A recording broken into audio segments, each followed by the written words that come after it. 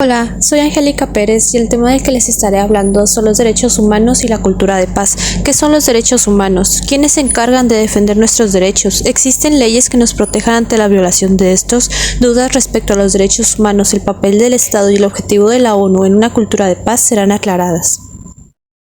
Los derechos humanos surgieron como una medida contra los abusos del poder político. Son las facultades que tenemos los seres humanos por el solo hecho de serlo. Son inherentes a la persona humana y nos permiten vivir y desarrollarnos en condiciones de dignidad. Están fundamentados en valores elementales como la vida, la igualdad, la libertad, la seguridad, el desarrollo y la paz, entre otros. Los gobiernos tienen la obligación de garantizar el cumplimiento de estos derechos. Los principios de los derechos humanos son de universalidad para todas las personas, de interdependencia e indivisibilidad. Todos los derechos humanos son importantes, de progresividad sin retrocesos. Pero, ¿qué derechos tenemos y cómo nos amparan las leyes? Para esto existe el derecho internacional, que son tratados y convenciones firmados por México, como la Declaración Universal de Derechos Humanos del año 1948 y los pactos de derechos civiles y políticos, económicos, sociales de 1966. También están las garantías constitucionales en México, que son derechos recogidos de la Constitución Política de los Estados Unidos, principalmente los artículos 29 y 123. Las garantías son clasificadas en igualdad, garantía de libertad, de seguridad jurídica y garantías sociales. Dentro de la sociedad existen grupos que, por condicionamientos sociales, económicos, culturales, políticos y de género, están expuestos en mayor frecuencia al incumplimiento de sus derechos, ya sea por particulares o por servicios públicos.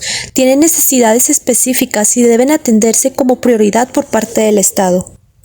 Son receptores de violencia familiar, niños en situación de calle, adultos de la tercera edad, mujeres, personas privadas de su libertad y personas con capacidades diferentes. El Estado tiene la obligación de garantizar el cumplimiento de los derechos humanos. Debe crear instituciones que nos permitan una vida digna. Los servidores públicos son defensores de nuestros derechos y están obligados a actuar conforme a la ley y con la sensibilidad suficiente para dar una atención adecuada, conforme a principios de legalidad, imparcialidad, lealtad y honradez. Aparte del Estado, existen instituciones encargadas de promover el respeto a los derechos humanos. Un ejemplo es la ONU, que es una institución internacional creada en 1945 al terminar la Segunda Guerra Mundial, con el objetivo de mantener la paz y promover el respeto a los derechos humanos. Pero, ¿cómo logra esto?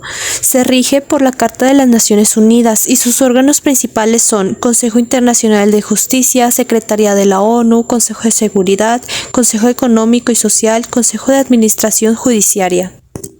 Para promover el respeto a los derechos humanos también es necesario promover una cultura de paz, donde la paz es la ausencia de guerra o cualquier tipo de violencia, y una cultura son las costumbres que se dan a través de las acciones que fueron convertidas en hábitos y esos hábitos en prácticas.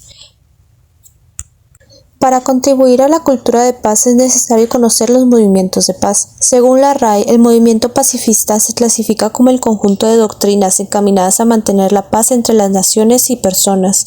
La paz es la ausencia de guerra y cualquier otro tipo de violencia. Entonces, entendemos movimiento pacifista como un movimiento social que busca luchar por ideales tales como el término de una guerra en particular. Para que este movimiento llegue a luchar por tales ideales, existieron varios factores como las bombas atómicas, la Segunda Guerra Mundial, la Guerra de Vietnam, entre otros.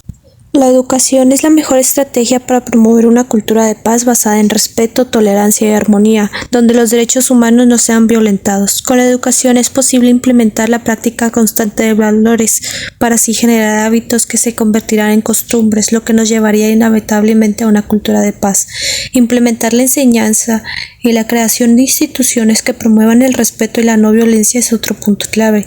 Además, el uso de estrategias para la solución pacífica de conflictos influye en los resultados de estos. Un ejemplo sería el diálogo, la negociación y el beneficio que sacan ambas partes de la problemática. Fomentar la convivencia sana para garantizar un mejor desarrollo dentro de la sociedad podría asegurar la armonía y la tolerancia entre los ciudadanos.